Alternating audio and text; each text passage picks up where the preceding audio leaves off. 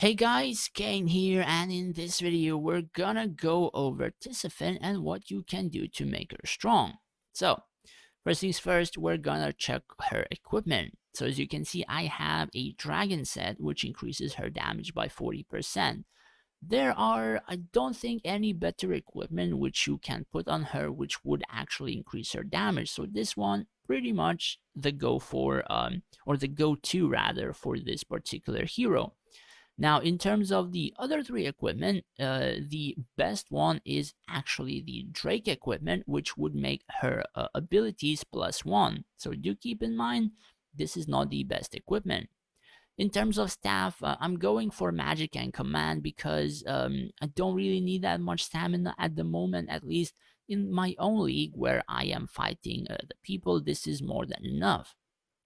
But if you're going for even more command and rather stamina, you can use the Flawless Oak Staff. Now, in terms of the book, I don't think there is a better book than the rather Hallowed Codex. There are a couple of the earlier ones in the Void which you can grab is the Cursed Compendium and also the Nomadic Ledger. Those are around 120, 140, while this one, the Codex, is like close to 180, like somewhere there, like 160 to 180. So this one is a bit harder to get. Now, in terms of this other trinket, you actually have a couple of choices which you can do, and not a lot of people use this. I'm probably the only one testing this out. The reason for that is, for me personally, she actually dies all the time in the very beginning by the random stuff ever. And honestly, if she dies early on, regardless of me putting like a DPS, let's say trinket, like this critical hit chance one or the flawless glint steel pistol, if she dies, she's not actually doing the damage. So a couple of tries I tried to put it on, she actually started to do some amounts of damage, and one time she survived long enough to do even over 1 billion. So we will show that in just a bit. So this one is my own testing, increasing her attack range and her surviving just a little bit longer. The other one which you can use is increasing 25% more damage to melee enemies. She's only really hitting the melee part of the enemy, so if you're wanting to increase her damage, the pistol is like one of the basic trinkets which can help you with that.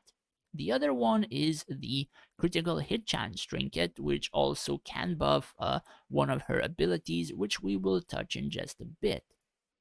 So, artifact. Now, Codex is probably one of the more used artifacts on her. This isn't like my own choice or whatever. Quite a lot of people did say that this is pretty good. And from what I've checked, most people either use the Codex or use some sort of like defensive trinkets. Like, I think some people used Mask of the Abyss and placed her in particular places. I think some people, I don't know, use Lich Key, I think. But like, 75% actually use the codex. So personally, I would actually suggest this one myself. So what it does is attacks inflict the target with a curse, dealing poison damage every second for 10 seconds, max 10 stacks. Now the where is it? Summon units by the hero can also inflict it, meaning 5 dragons that she can have on the field also inflict this, and if they attack the same target, literally that target has max poison stacks all the time. Now, that damage scales with artifact level and hero attack power. 2-star, each stack of the curse increases poison damage taken by the target by 6%. So 2-star is pretty much required, I suppose, to do a decent amount of damage, while the other ones are just a little bit like buffing your own damage or stuff like that, or debuffing the target rather. So do keep that in mind. Personally, I would suggest this one 100%. The Prism now, there are a couple of choices which you can do. I think the better one or the best choice for you is the Devastating Strike at the current moment. And there is a very good reason as to why. So the further the game goes, the more like placements and the more prisms do matter on your field, and also the effects that they bring. So for example, this particular array is made with the True Ruby, and True Ruby grants attack and healing efficacy to all heroes. So basically you have 52% here, and also another 8% from just the True Ruby. Sorry, I have a cold. And the other array which people are using is True Emerald Array. And the thing about it is it grants attack to your army instead of your heroes. So it also grants like 52% at tier 8 to the hero, rather attack percent. But this one, this emerald, grants troop attacks, so essentially all your heroes will be doing a bit less damage as well. So that is one of the giveaways if you would go for something like this. Also, the array bonus, attacks from summoned units have a chance of reducing target's attack and accuracy. So this in particular would only be good if she would be focusing Rufio, or her summons focusing Rufio. Other than that, like attacking a front line, the front line doesn't even do damage, so reducing its attack and it's almost useless. So the only reason why or how this array would be good on Tisephon is if she would happen to focus a Rufio. Now, if you put this one on Ophidia and you put a snake like on your hero side or your archer side, Rufio gems there, that Ophidia snake would just keep attacking the Rufio anyway. So then, yeah, like something like this would be okay, but essentially, I don't think that Tisephon would be pretty good with this particular one just because it increases army attack instead of hero attack. And the current meta, rather the very current meta, is just basically heroes, but it can change in the future, who knows.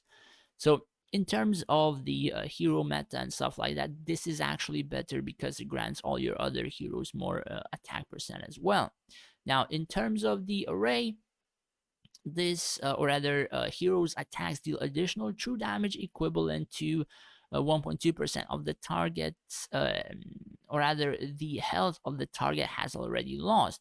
So do keep in mind, if you're damaging a target and his HP is not falling, this array does 0 damage. But if the target is like 50% health and you're damaging it, so 1.2% of the target's lost health is coming in as additional damage. So this can do 0 damage or this can do some damage. So essentially it still does a little bit more due to their True Ruby and also some percentage of the target's health that they already lost. So do keep that in mind. Now, in terms of the attack value, so like always, the higher the attack value you have on the hero, the more damage you're able to do with basic attacks and also the abilities. Even though the abilities don't really say that they scale from your attack value or her attack value, they actually scale from the attack value even without showing those percentages, so do keep that in mind. So skills, she summons whelp souls every some seconds, and their stats are a portion of the Tisephon stats. So even that, the higher attack value you have, the stronger the souls become. As well as you can see that they scale from the level of this particular skill. The interval is decreased by 9 seconds, or rather 2 9 seconds, and Whelp Soul stats are increased to 66% of Tisephon's. Then the next skill which you should want to max, and rather this first skill has to be maxed, by the way, just keep in mind. So the second skill which you should max is her ultimate. So Tisephon summons a soul to help her fight on the field at the beginning of the battle. She's able to have 5 of them, and each soul on the field increases attack speed of hers and her souls by 30%. So that is a total of 150%, which is pretty goddamn good. The next skill which you should upgrade is the Reprisal. Now the thing about this skill is level 9 doesn't really increase that much for you. It only increases by like 30% of its attack. It's not really that strong and it takes too many skill points. So I would suggest to level it to 8 and keep it there unless you have a Drake set. Then level it to 9 and it increases to level 10, and then it will be after one basic attack it will do additional magic damage equal to 400%. So in that case, then you can level it to level 9. Otherwise, it's not really that efficient. So the other thing, the next skill which you should level is the Surging Fury. So the thing about this is, if Tisephon or her souls use a basic attack, which deals a critical hit, which, as I said, that critical hit trinket, enemy units within the target area take additional magic damage equal to 43% of Tisephone's or the Whelp's attack, and are giving a Surging Fury debuff that increases the damage they take by 10%. Now, this one probably can buff other heroes as well, or other heroes' damage to that particular target. So it has a specific cooldown, but still it kind of increases. So since there's like 5 dragons, you can literally stack this to 50% almost instantly. Then 5 seconds, it can stack to 100% in like an AoE. So yeah, that's pretty friggin' good, and that's why you should kind of level it, because essentially that can do a pretty decent amount of damage. Now, I'm probably gonna reset this in just a bit and just put these 2 points, or I might just do it right now. So yeah, like I said, for the sake of the video, and level 63, I'm just gonna do it like this. Yeah. So this one, the reason I want to keep this level 1 is because this skill is like pretty much god awful, right? So whenever Tisephon deals damage to a target, given a debuff which is unstackable, enemy units with an angry debuff have a 0.5% greater chance of taking critical hit, either by the Tisephon or her soul. 0.5% chance, like dude, this skill doesn't do frick all. So it doesn't even, like, if it was stackable, I would say, sure, this is unstackable. So I wouldn't really level it, like, at all. Just 1 is enough, but 2 is already too much. And this one, I think I will make it level 2, just more or less making sure I don't screw up the other skills. So this one is level 8. I will max this to level 5, as said before. Still have 2 points, so I'm just gonna put this in Vengeful Gaze. The reason for that, every 5 seconds, Tisephone's next attack deals additional magic damage equivalent to a target's max HP. So the reason why you wouldn't want to level it is because, honestly, it doesn't really do that much target's max HP damage, and if she dies, like, she can proc this a couple of times before she dies, or if she survives, she can proc this a lot more times, but more so than not, she's actually killed rather quickly because she doesn't have invincibilities in terms of like the mage set or whatever. So I'm not really going for that sort of build. So this is the kind of build that I made, and she's actually performing quite well. Now, in terms of her potential, so the thing about her potential is that I haven't made it level 20 yet. It does increase her damage in terms of attack speed and magic damage if you level it, so it does increase her damage decently, as well as the 35 is actually a pretty decent upgrade to her as well.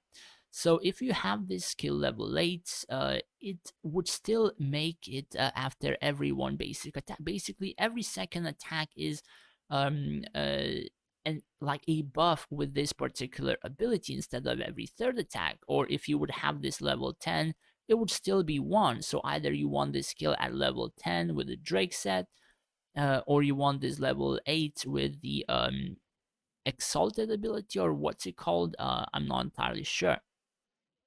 So if you would have this level 10, you wouldn't really need to pick this particular ability, because it wouldn't really improve it further, just like 30% more magic attack, and instead you would then pick this one.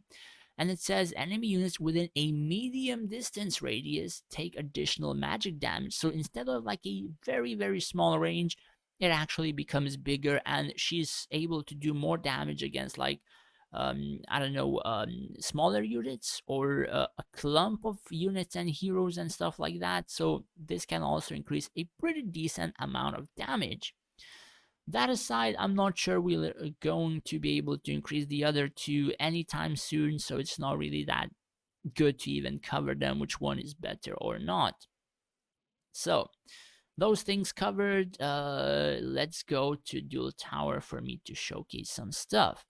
So replays, I'm testing out a new formation, and majority of these stuffs are just gonna be losses since I'm trying hero frontline, and I even have some heroes level 18 or level 19, and artifacts are not really well placed at the moment as well as my Rufio is not on the field, which I do have plans of actually putting on. I'm just lacking like a friggin', I don't know, like 500 million experience or stuff like that. So in the future, this formation is gonna be better. So in terms of damage, she died quite early here. I do believe this was with even the range trinket. So if she didn't have the range trinket, she would have died a lot earlier. Now do keep in mind I'm facing people with level 70 heroes, so they're actually performing quite well. Uh, then I have an 11 million guy, which I lost. I do believe, yeah, Tisephon did an incredible amount of damage here. The reason for that is because my mages kind of died very early on. I think they had like a Rufio jump on them. They had, I think, Ophidia, like 5 snakes or whatever, and they were either CC'd or invincibilities most of the time.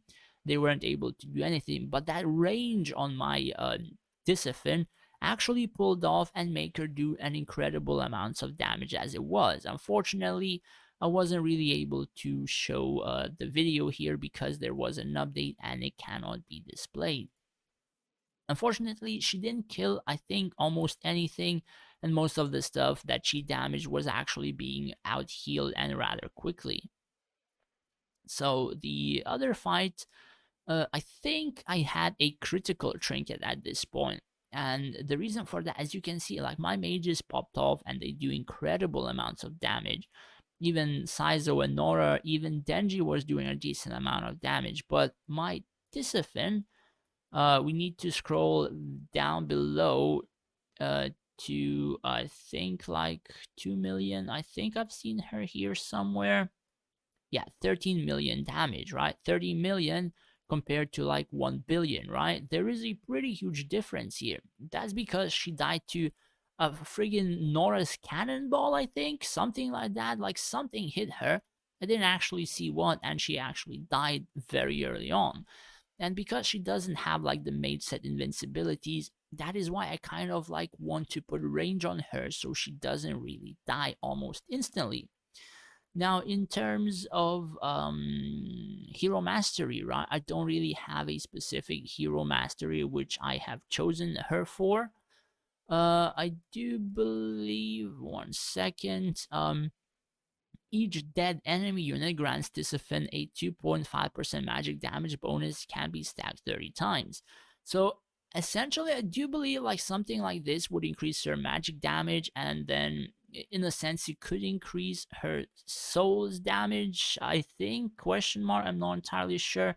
So I was kind of using this. The other thing which you can use is the basic one, which increases magic damage and attack speed. I have this on Nora for just the attack speed and nothing else, because I don't have that many mages on the field at the moment.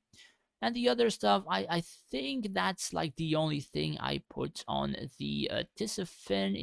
Yeah, I even put something like this in terms of first basic attack to each target deals damage to this amount. I don't really have any proper hero which can use this really, so I just have it on Tisephon to increase maybe some damage, maybe um, proc this, and then the devastating strike would do a bit more damage and stuff like that. Not entirely sure, but this is what I'm testing her with. Anyways, that's pretty much it for the video. I think I've covered most of the stuff in terms of what she can use and what you should upgrade to make her good. And hopefully this video was useful to you. Unfortunately, there was no replays because of the update.